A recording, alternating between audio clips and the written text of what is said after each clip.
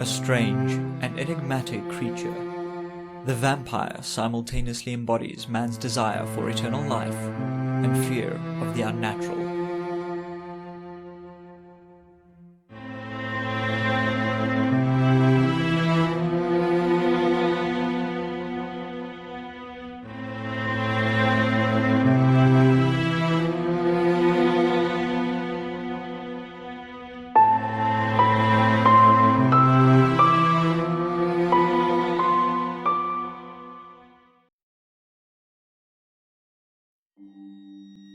The vampire is an intriguing creature.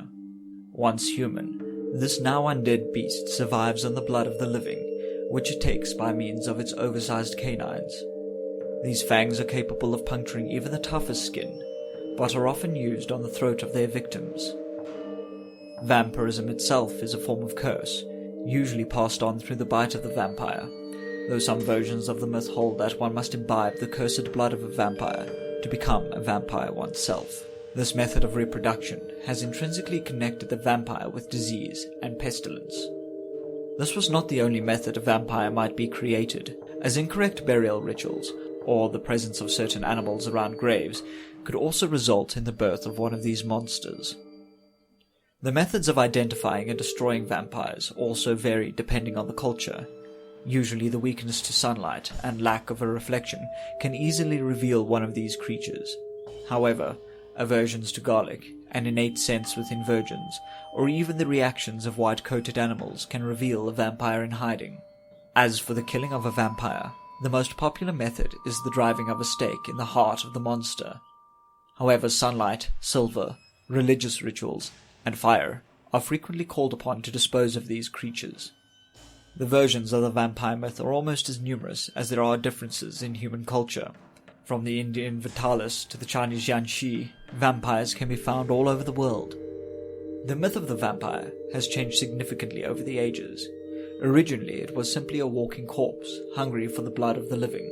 Barely aware, yet somehow cunning and elusive, it was impossible to catch outside of its coffin, wherein it rested during the day, as it is vulnerable to sunlight. Like most humanoid mythical creatures, the vampire was also given the ability to shapeshift, usually changing its form to that of a large wolf, and later, as the myth evolved, a bat. Further in the development of the myth, during the 19th century, the vampire takes the form of a suave and mysterious individual, who has gained immense wealth over their immortal lifetime. However, during this time, the vampire is still a figure of disdain, as it is connected to Satanism and other dread artifacts of religion. In modern times, the vampire has lost much of its negative connotations, and has seen a reinforcement of its suave and mysterious aspects, as well as other desirable characteristics, such as its eternal conflict with its own nature, leading the vampire to become a tragic figure of sorts. The abilities of the vampire have surprisingly not changed very much at all. While the weakness to sunlight has taken many forms, the need for human blood and eternal life, immense strength, and heightened senses have remained more or less intact through the ages. Only the shape-shifting abilities of the vampire have been given less and less attention as the myth has progressed. And while the vampire of yore is no longer entirely recognizable in the modern myth, the vampire will no doubt be with us for ages still to come.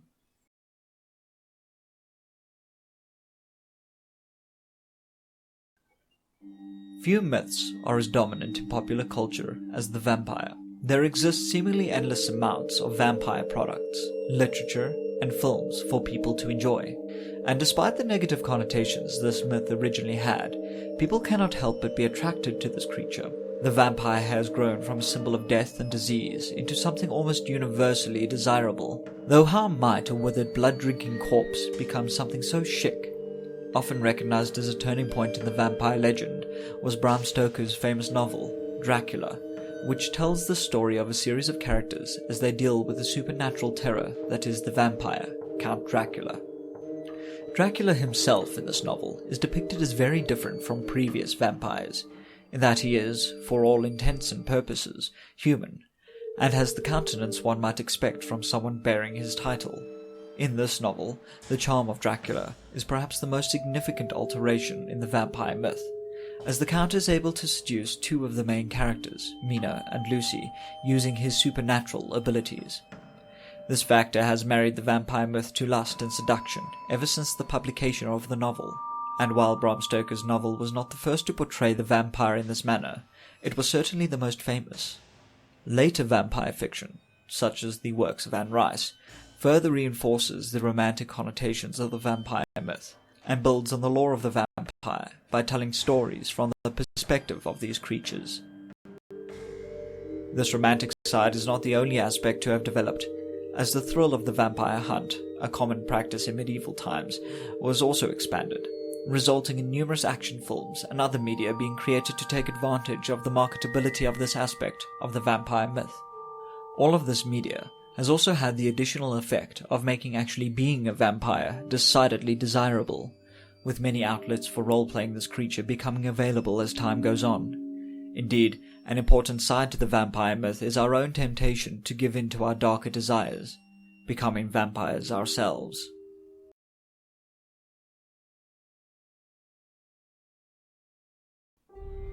The vampire myth is particularly difficult to give one specific origin to, because, as mentioned, the myth is almost universal in its occurrence, with many cultures developing vampire myths independent of each other. The most well-recorded vampire myths come from Europe. However, other continents and cultures find interesting variations. In Africa, we find the MacLeod, a large bird-like creature that has mastery over the weather. In the Americas occurs the Chihuateto, a vampiric skull that died during childbirth, and in Japan, the Nikikubi, a creature with a detachable blood-sucking head. All of these examples begs the question of how might such a diverse set of cultures create a singular myth with so many similarities. The answer lies in our innate concept of the taboo, in this case, blood drinking. Blood has been held as sacred for many cultures across human existence, and the consumption of blood is frequently associated with demons and evil spirits.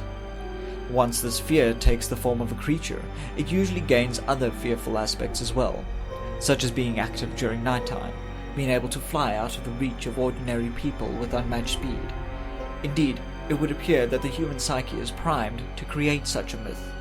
The European myth, from which modern vampires are derived, finds its origins around the 17th and 18th centuries, where vampires were often used to explain the various outbreaks of disease experienced throughout Europe, and were disposed of to prevent plagues from spreading further. Since disease theories in Europe during this time were quite underdeveloped, the inhabitants turned to more superstitious explanations for their afflictions, namely, the vampire. This myth was further added to when exhumed corpses were found to apparently have grown hair and nails, even appearing lifelike and bloated, with blood trickling down their lips. The only explanation that seemed logical was that these supposed corpses had obviously gotten up and consumed the blood of the living in the night. In modern times, we recognize that this pattern of decay is normal for those killed by tuberculosis. However, the effect that this experience has had on the Western psyche was permanent. Interestingly, creatures are not the only things that may sport vampiric attributes. Older myths hold that everyday objects can become possessed by vampiric spirits. These possessed objects cause accidents to occur in their presence. A bread knife that somehow always cuts its users, or a mug with a strangely sharp chip, might very well be vampiric in nature. With such variety, it is plain to see that a vampire is not so much an individual creature, but more the fear of blood drinking being associated with everyday creatures and objects. And so, with the revivification of the vampire myth in Bram Stoker's romanticized reimagining, this plague creature eventually evolved into the beguiling monster we know today.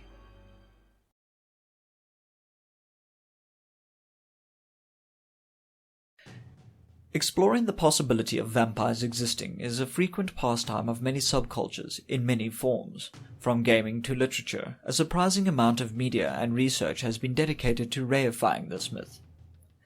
Where the vampire was used in place of an understanding of disease theory, modern knowledge of disease can explain how vampires might be created.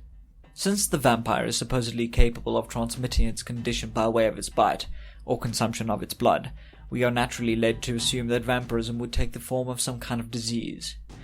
But what vector might be capable of conveying the vampire's condition? The retrovirus is a unique class of viri, capable of rewriting the DNA of infected cells, and it is frequently called upon to explain how changes might come about in humans and other living things in many works of fiction. Indeed, it is the simplest way of explaining how vampirism might be passed from a vampire to a non-vampire. The retrovirus uses a process known as reverse transcriptase to insert itself into the nucleus of an infected cell. This process is volatile and prone to error, as the inserted genes are not exposed to the usual checking by polymerase to ensure adequate gene encoding. Thus, mutations in the retrovirus abound, making sporadic and seemingly absurd evolutions, such as the subsistence by blood, not too unreasonable.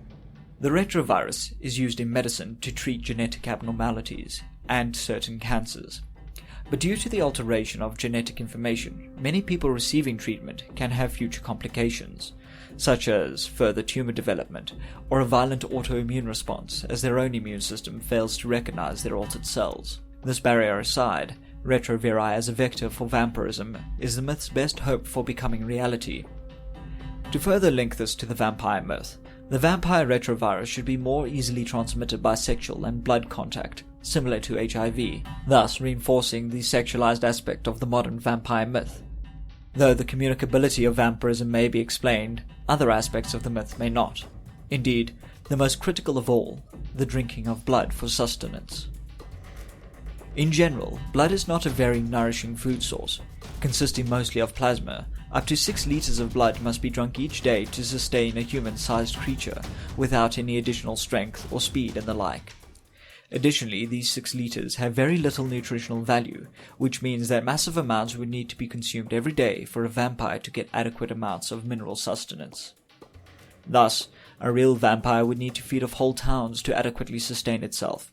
It is for this very reason that creatures that consume blood as a primary food source are significantly smaller than their prey.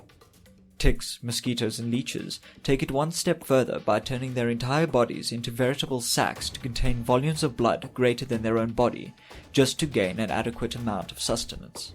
Unfortunately, it is very difficult to explain vampirism without requiring the vampire to actually consume other food items in addition to blood. Perhaps we might resolve this issue by making the vampire entirely carnivorous, feasting on the flesh of humans, not just our blood. A weakness to sunlight is a well-known malady afflicting some individuals. Known as porphyria, this disease leaves its victims sensitive to ultraviolet light. Sufferers will usually have a blanched skin due to their propensity for radiation burns. More severe cases of porphyria can even result in discoloration to the teeth and eyes, as well as, strangely enough, the progressive disappearance of the lips, ears, and nose, resulting in a decidedly vampiric appearance.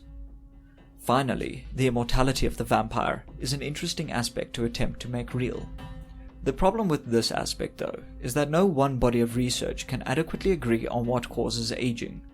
Some theories hold that decay of telomeres at the end of genes causes aging, while others attribute aging to the accumulation of irreparable metabolic and genetic insults within the cells. And some still hold that gradual buildup of irremovable toxins might cause it. Thus, contriving a way in which something might become ageless is very difficult, as we don't truly know what exactly causes aging. Perhaps you can solve this problem in the comments below, dear viewer. Despite this disappointing revelation to the limits of the vampire myth, one thing that will truly remain immortal is our fixation and fascination with this alluring creature.